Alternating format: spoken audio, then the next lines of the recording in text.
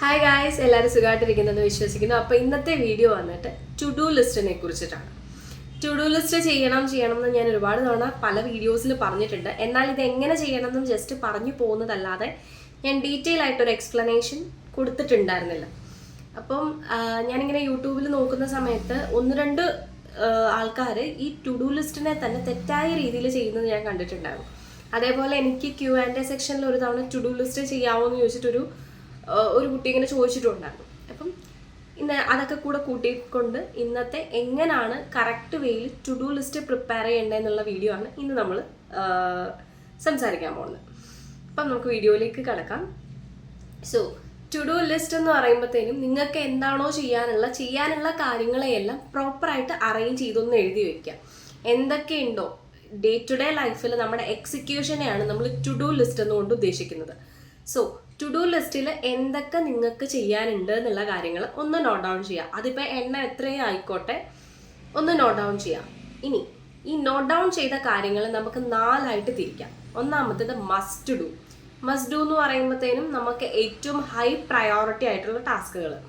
ഇപ്പം ഇപ്പം office related കാര്യങ്ങളാണെങ്കിൽ നിങ്ങൾക്ക് ഇന്ന് ചെയ്ത് തീർക്കേണ്ടതായിട്ടുള്ള ഏറ്റവും ഇമ്പോർട്ടൻ്റ് ആയിട്ടുള്ള വർക്ക്, അല്ലെങ്കിൽ നിങ്ങൾക്ക് വേറെ എന്തെങ്കിലും നിങ്ങളുടേതായ കാര്യങ്ങളാണെങ്കിൽ അതിൽ ഏറ്റവും ഹൈ പ്രയോറിറ്റി കൊടുക്കേണ്ടതാണ് മസ്റ്റ് ഡൂവിൻ്റെ അകത്ത് വരുന്നത്. ദെൻ ഷുഡ് ഡു എന്ന് പറയുമ്പം ഇമ്പോർട്ടൻ്റ് ആണോ എന്ന് ചോദിച്ചാലാണ്, എന്നാൽ അത്ര ഇമ്പോർട്ടൻറ്റും അല്ല. അതൊരു ഫ്ലെക്സിബിൾ ആണ്. ഇപ്പോൾ ഒരു ഉദാഹരണം പറയുകയാണെങ്കിൽ നമ്മളെപ്പോഴും പറയാറുണ്ട് 3 ലിറ്റർ വെള്ളം കുടിക്കണം എന്നുള്ളത്. അപ്പം 3 ലിറ്റർ കുടിക്കാൻ പറ്റിയില്ല, 2 ലിറ്ററേ കുടിക്കാൻ പറ്റിയിട്ടുള്ളൂ, അത് ഓക്കെയാണ്. ഓക്കെ, 3 ലിറ്റർ എഴുതി വെച്ചു, പക്ഷെ 2 ലിറ്ററേ കുടിക്കാൻ പറ്റും, നമുക്ക് പ്രത്യേകിച്ച് ദോഷമൊന്നുമില്ല, പക്ഷെ അത് ഓക്കെയാണ്. ആ ഒരു രീതിയിലുള്ള കാര്യങ്ങളാണ് ഈ ഷുഡ് ഡു എന്ന് പറയുന്ന ഐറ്റത്തിനകത്ത് വരുന്നത്.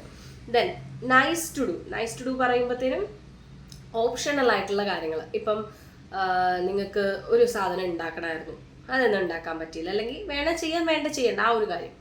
പെറ്റ്സ് ഒക്കെ ഉണ്ടെങ്കിൽ പെറ്റ്സിൻ്റെ കൂടെ കുറച്ച് നേരം ഇരിക്കണമായിരുന്നു, അല്ലെങ്കിൽ അങ്ങനെയുള്ള കാര്യങ്ങളൊക്കെ ഇല്ലേ. അപ്പം അതൊക്കെയാണ് ഈ പറയുന്ന നൈസ് ടു ഡു എന്ന് പറയുന്ന കാര്യത്തിനകത്ത് വരുന്നത്.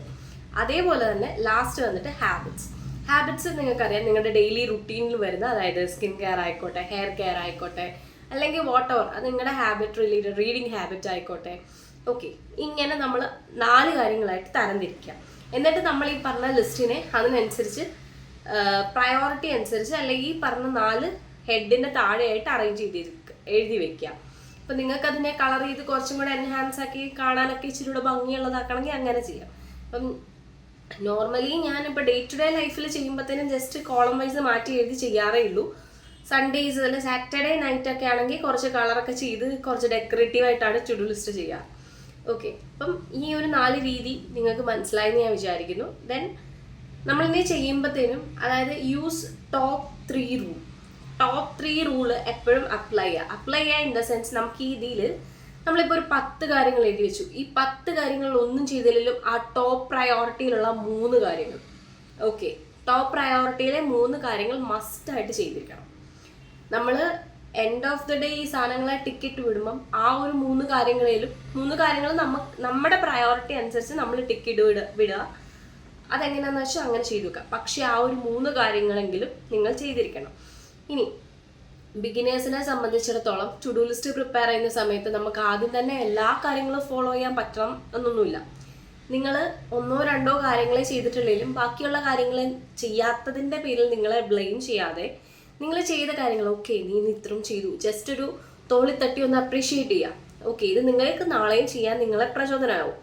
സോ ഒരിക്കലും അതുകൊണ്ട് വിഷമിച്ചിരിക്കുവോ, അല്ലെങ്കിൽ പറഞ്ഞ പോലെ സ്വയം കുറ്റപ്പെടുത്തുമോ, എന്നെക്കൊണ്ട് ഇത് നടക്കത്തില്ല, അങ്ങനെയൊന്നും വിചാരിക്കേണ്ട ആവശ്യമില്ല. ബിഗിനിങ് സ്റ്റേജിൽ ഇതിങ്ങനെയൊക്കെ തന്നെ ആയിരിക്കും.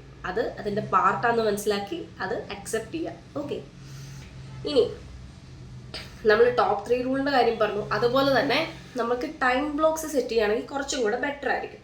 അത് ഓപ്ഷണലാണ്, ചെയ്യണമെന്ന് ഞാൻ പറയുന്നില്ല, അത് ഓരോരുത്തരുടെ കൺവീനിയൻസ് അനുസരിച്ച് ചെയ്താൽ മതി. ഇപ്പം നിങ്ങൾ പഠിക്കുന്നൊരു സ്റ്റുഡൻ്റ് ആണെങ്കിൽ നിങ്ങൾ രാവിലെ എഴുന്നേറ്റ് നിങ്ങൾ സെറ്റ് ചെയ്യാണ്, മോർണിംഗ് ഇത്ര മണിക്ക് എണീക്കുന്നു, 5 AM ആണെങ്കിൽ 5 AM എണീക്കുന്നു. ദെൻ നെക്സ്റ്റ് സ്റ്റഡി ആണെങ്കിൽ സ്റ്റഡി, മെഡിറ്റേഷൻ ആണെങ്കിൽ മെഡിറ്റേഷൻ, റീഡിങ് ആണെങ്കിൽ റീഡിങ്.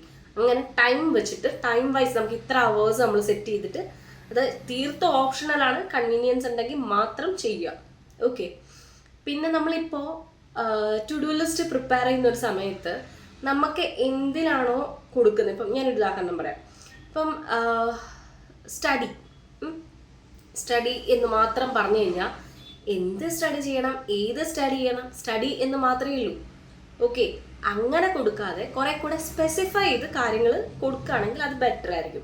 സ്പെസിഫൈ ചെയ്ത് കാര്യം കൊടുക്കുക എന്ന് പറയുമ്പോഴത്തേനും ഇപ്പം സ്റ്റഡി മലയാളം അല്ലെ സ്റ്റഡി ഇംഗ്ലീഷ് അങ്ങനെയും കൊടുക്കാതെ, ഇപ്പം ഇംഗ്ലീഷ് ആണെങ്കിൽ ഇംഗ്ലീഷ് എന്ന് കൊടുത്തതിന് ശേഷം സ്റ്റഡി ഇംഗ്ലീഷിൽ ഏത് ചാപ്റ്റർ, എത്ര വരെയുള്ള പോർഷൻ, ഇങ്ങനെ കൂടെ സ്പെസിഫൈ ചെയ്ത് കൊടുക്കുക. അപ്പം നേരെ മറിച്ച് നമ്മൾ ടു ഡു ലിസ്റ്റ് എടുക്കുമ്പം ഓക്കെ 10 to 12 എനിക്ക് സ്റ്റഡി ടൈമാണ്.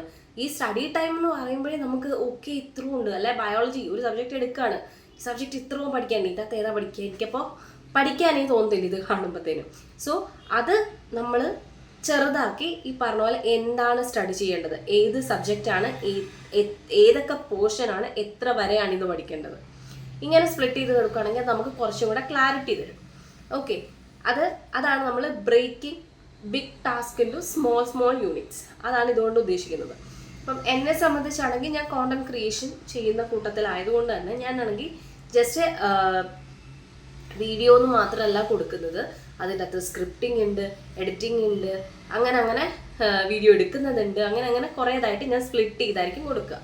ഓക്കെ, അത് നിങ്ങൾക്ക് കേളി ബ്രാക്കറ്റിലിട്ട് അത് നിങ്ങളുടെ ഒരു കൺവീനിയൻസ് അനുസരിച്ച് സ്പ്ലിറ്റ് ചെയ്ത് കൊടുക്കുക. Okay, then include rest. ഇത് മസ്റ്റായിട്ട് ആഡ് ചെയ്യേണ്ട ഒരു കാര്യമാണ്. റെസ്റ്റ്, പ്രോപ്പർ റെസ്റ്റിൻ്റെ ഇമ്പോർട്ടൻസ് ഞാൻ മുന്നേ പറഞ്ഞിട്ടുണ്ടായിരുന്നു.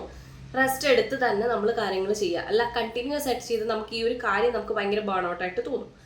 അതുകൊണ്ട് തന്നെ റെസ്റ്റ് എടുത്ത് ഈ റെസ്റ്റ് ടൈമിനെ നമ്മൾ പ്രോപ്പറായിട്ട് അനലൈസ് ചെയ്യുക. അതായത് എത്ര മണിക്കൂർ ഞാൻ ഫോണിൽ സ്ക്രീൻ ടൈം എനിക്ക് എത്ര മണിക്കൂറുണ്ട്, അല്ലെങ്കിൽ എത്ര മണിക്കൂർ ഞാൻ വെറുതെ നടക്കുന്നുണ്ട്, അങ്ങനെ റെസ്റ്റിനെയും കൂടെ പ്രോപ്പർ ഒന്ന് അനലൈസ് ചെയ്യാൻ നമുക്ക് നമ്മുടെ റെസ്റ്റിൻ്റെ അളവ് കൂടത്തില്ല. അപ്പം ഞാനൊക്കെ പഠിച്ചുകൊണ്ടിരുന്ന സമയത്തെന്ന് പറഞ്ഞാൽ എനിക്കും ഈ പറഞ്ഞ പോലെ കണ്ടിന്യൂസ് ആയിട്ട് പഠിക്കും, പിന്നെ ഒരു റെസ്റ്റ് എടുക്കുമ്പോൾ ഞാൻ ഓക്കെ ഇന്ന് 2 മണിക്ക് തൊട്ട് പഠിക്കാം, ഉച്ചയ്ക്ക് പഠിച്ച് കഴിഞ്ഞിട്ട് ഫുഡ് കഴിച്ചിട്ട് 2 മണിക്ക് തുടങ്ങാമെന്ന് പറയും. പക്ഷേ റെസ്റ്റ് ടൈം ചിലപ്പം 3 ആവും, 3:30 ആവും. അത് പ്രോപ്പറായിട്ട് അന്നൊന്നും മാനേജ് ചെയ്യാതെ പോയതുകൊണ്ടാണ് അന്ന് അങ്ങനെ നമ്മൾ വിചാരിക്കുക ഓക്കെ ഇത് ഇത്ര ഉള്ളാകിപ്പോയി. അപ്പം അത് മനസ്സിലാക്കിയ ഒരു സ്റ്റേജ് തൊട്ട് ഞാൻ റെസ്റ്റിനെയും കൂടെ പ്രോപ്പറായിട്ട് അനലൈസ് ചെയ്യാറുണ്ട്. എന്തൊക്കെ ചെയ്യണം റെസ്റ്റ് ടൈമിൽ, അങ്ങനെയുള്ള കാര്യങ്ങളൂടെ അനലൈസ് ചെയ്തതിന് ശേഷമായിരിക്കും റെസ്റ്റിനെയും കൂടെ ബാലൻസ് ചെയ്യുന്നത്. അപ്പം നിങ്ങൾ എന്ത് ചെയ്താലും റെസ്റ്റിനെയും കൂടെ ഇൻക്ലൂഡ് ചെയ്യാം. അതുപോലെ എനർജി വൈസ് ടാസ്ക് സ്പ്ലിറ്റ് ചെയ്യാം. എനർജി വൈസ് ടാസ്ക് സ്പ്ലിറ്റ് ചെയ്യാന്നുകൊണ്ട് ഉദ്ദേശിക്കുന്നത് നമുക്കിപ്പം ഹൈ എനർജി ടൈം ഉണ്ടാവും. അപ്പം ഞാനൊരു മോർണിംഗ് പേഴ്സൺ ആണ്. സോ ഹൈ എനർജി ടൈം എന്ന് പറയുമ്പോഴത്തേനും രാവിലെയൊക്കെ ഏറ്റവും എനിക്ക് പ്രൊഡക്ടിവിറ്റി കൂടുതലുണ്ടാകും, അല്ല ഏറ്റവും എനർജറ്റിക് ആയിട്ടുള്ള സമയം. അപ്പം നമ്മൾ ടു ഡു ലിസ്റ്റ് പ്രിപ്പയർ ചെയ്യുന്ന സമയത്ത് ഏറ്റവും ടോപ്പ് എനർജി ടൈമിലുള്ള കാര്യങ്ങൾ നമ്മൾ മാക്സിമം മീൻസ് പഠിക്കുന്ന കാര്യങ്ങളായിക്കോട്ടെ, അല്ലെങ്കിൽ വർക്കൗട്ട് ചെയ്യുന്ന മെഡിറ്റേഷൻ ആയിക്കോട്ടെ, അതൊക്കെ ഏറ്റവും രാവിലെ തന്നെ ചെയ്യാം. മീൻസ് ടോപ്പ് എനർജി ഉള്ള സമയത്ത് ചെയ്യാം. ദെൻ ബൈ ദ എൻഡ് നൈറ്റിലോട്ടൊക്കെ വരുമ്പം ലീസ്റ്റ് പ്രയോറിറ്റി ഉള്ള ടാസ്കുകളൊക്കെ ആയിരിക്കും ചെയ്യുന്നുണ്ടാവും. സോ ഈ കാര്യങ്ങളൊക്കെ വെച്ചിട്ട് നിങ്ങൾ ടു ഡു ലിസ്റ്റ് പ്രിപ്പയർ ചെയ്യുകയാണെങ്കിൽ കുറച്ചും കൂടെ എഫക്റ്റീവ് ആവും, കാര്യങ്ങൾ പെട്ടെന്ന് നടക്കും. അതേപോലെ സ്മൂത്ത് ആൻഡ് ഈസിയർ ആയിട്ട് കാര്യങ്ങൾ നടക്കുന്നതായിട്ട് നിങ്ങൾക്ക് തന്നെ കാണാൻ പറ്റും. ഇനി നമുക്ക് ടു ഡു ലിസ്റ്റിനെ ഡെയിലി, വീക്ക്ലി, മന്ത്ലി എന്നുള്ള രീതിയിലാണ് തിരിക്കാൻ പറ്റുന്നത്. ടു ഡു ലിസ്റ്റ് എന്ന് പറയുമ്പോൾ തന്നെ ഇത്രയും കാര്യങ്ങളുണ്ട്. ടു ഡു ലിസ്റ്റിലെ ഡെയിലി ലിസ്റ്റ് എന്ന് പറയുമ്പോഴത്തേനും നമ്മുടെ ഡെയിലി എക്സിക്യൂഷനും കാര്യങ്ങളും ഞാൻ നേരത്തെ പറഞ്ഞ പോലെ തന്നെ എക്സിക്യൂഷനും കാര്യങ്ങളും വരുന്നത്. ദെൻ വീക്ക്ലി കാര്യങ്ങൾ എന്ന് പറയുമ്പോഴത്തേനും നമ്മുടെ പ്രോഗ്രസ് ആൻഡ് ബാലൻസിനെയാണ് അത് കാണിക്കുന്നത്. ദെൻ മന്ത്ലി എന്ന് പറയുമ്പോൾ നമ്മുടെ ബിഗ് റിസൾട്ട്, നമുക്കുണ്ടായ ചേഞ്ചസ്, ഇതൊക്കെ ആയിരിക്കും അതിനകത്ത് ഉണ്ടാവുക. അപ്പം നിങ്ങൾക്ക് ഈ വീഡിയോയിലൂടെ ടു ഡു ലിസ്റ്റിൻ്റെ കുറച്ച് കാര്യങ്ങളേലും ഞാനിപ്പം എല്ലാം തന്നെ കവർ ചെയ്ത് പോയിട്ടുണ്ട് ടു ഡു ലിസ്റ്റിനെ കുറിച്ച്. സോ നിങ്ങൾക്ക് മനസ്സിലായി ഞാൻ വിചാരിക്കുന്നു. മനസ്സിലായിട്ടില്ല അല്ലെ എന്തെങ്കിലും ഡൗട്ട് ഉണ്ടെങ്കിൽ നിങ്ങൾക്ക് കമൻറ്റിൽ മെൻഷൻ ചെയ്യാം. അതേപോലെ ഇതിൻ്റെ ഒരു വിഷ്വൽ പ്രസൻറ്റേഷൻ വേണമെങ്കിൽ ഞാൻ ഇതിൻ്റെ ഒരു പാർട്ട് 2 ആയിട്ട് ചെയ്യുന്നതായിരിക്കും. അപ്പം ഇന്നത്തേക്ക് ഇത്രയേ ഉള്ളൂ.